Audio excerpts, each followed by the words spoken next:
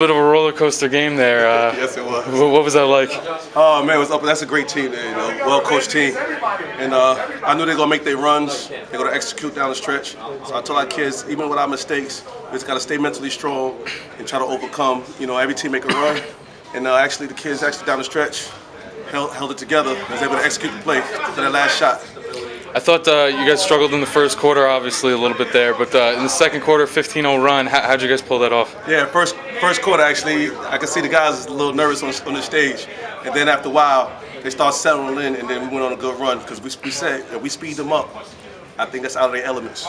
Because they try to go inside to Jesse and dictate the game like that. So I figure if we speed them up a little bit, we can get into our element and get some easy baskets, and that's what happened in the second quarter. What were you thinking? Obviously, the big play in the game is the travel call on wings in the corner there, and gives you another chance at life and knocks down the jumper. Yeah, definitely. Because part of the other game plan too was to get the ball out of the Joe hands. Because I knew they don't really have enough guys that's confident in ball handling and getting them into their set. So I figure if we keep on, and then other guys handle the ball, we was hoping that things like that would happen, and it did down the stretch. You guys seem oddly calm after this game. That was a hell of a win, 1 point over a pretty good team. But what's the sense in the locker room? And I hear them cheering a little now, but when we were talking to them, they seemed pretty, ready for the next test. Yes, because actually in the beginning of the season, preseason, we was all picked to go to the Garden against Lincoln. Then Jalil Tripp got hurt. We had a lot of injuries, so people start saying maybe not. But as we start getting healthy, unfortunately Jalil still going to miss out the season. But we still have enough talent to get to the Barclays. So that's why the kids are confident. They feel we still didn't accomplish anything yet. They think this game was more about revenge because they knocked us out last year. So they think more about revenge, and we're ready to go on to the next one and try to get to the Barclays. Our goal is not complete. Speaking of revenge, players mentioned that Cardozo's up next, and they beat you guys earlier this year and mentioned revenge. What do you expect from that? Yes, we lost to them in the showcase on a buzzer beater on a home court shot. So now we're going to be on a neutral ground, and we see what happens. Nice. Tell me about handling their big guys, because they got a couple big guys on that team. They got a few big guys on that team. Yeah. And I thought you guys did a good job defending them. How important was that for you guys? Yeah, that was very important. I mean, we was undersized all year, really. And so we just said, all we got to do is front the post and let them try to go over the top. And if we keep pressure on the guards, they won't have a clean entry. So that's when we practice for that 1 day of practice, and actually we executed today. Nice.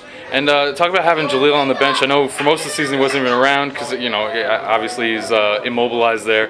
But how big is that to just have him there in person on the bench watching the guys? Oh, it's definitely big. A couple of other games that we had with when we had a bad first half.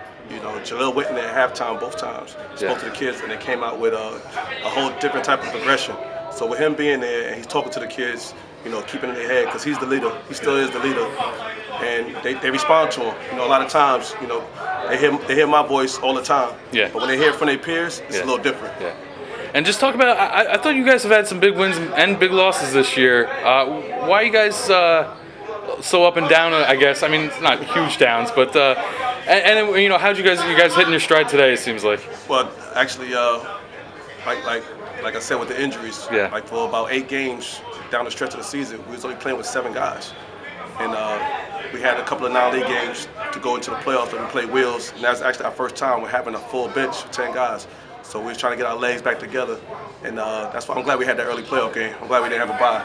They helped us out. With Cheyenne coming back, that's huge for us. Yeah. Give us the other ball handler, another good confident point guard on the floor, so that's helped us out a lot. Yeah, and I was at that Nazareth game, and I mean that was a close game, obviously, but I mean that's a tough loss against a Catholic A team. Yes. How was the team? How did they react to that game? Well, the kids, they was upset because we lost to them. Yeah. And like we said, we knew he was missing Cheyenne. We thought he'd be back for that game. Yeah. But he wasn't able to play that game.